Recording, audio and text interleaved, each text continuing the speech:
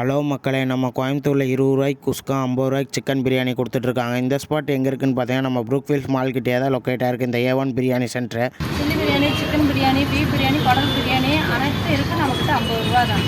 குஸ்கா 20 ரூபா, தயிர் சாதம் 20 ரூபா, மீன் 30 ரூபா, ஆஃபாயில் ஆம்லேட்டு கடைக்கு எல்லாம் 10 ரூபா தான். குஸ்கா 20 ரூபா.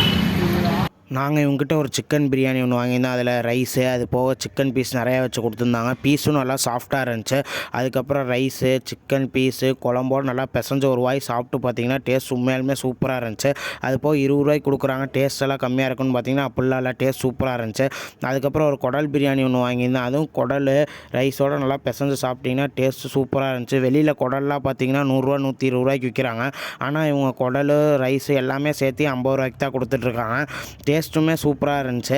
அதுக்கப்புறம் நாங்கள் ஒரு சிக்கன் கலக்கி ஒன்று வாங்கியிருந்தோம். அதில் சிக்கன் போட்டு முட்டையும் போட்டு நல்லா கலக்கி தோசைக்கல்லில் போட்டு கொடுத்துருந்தாங்க. இவங்க வந்து அந்த சிக்கன் ஃப்ரை பண்ண ஆயிலே தான் வந்து இந்த முட்டைக்கு யூஸ் பண்ணுறாங்க.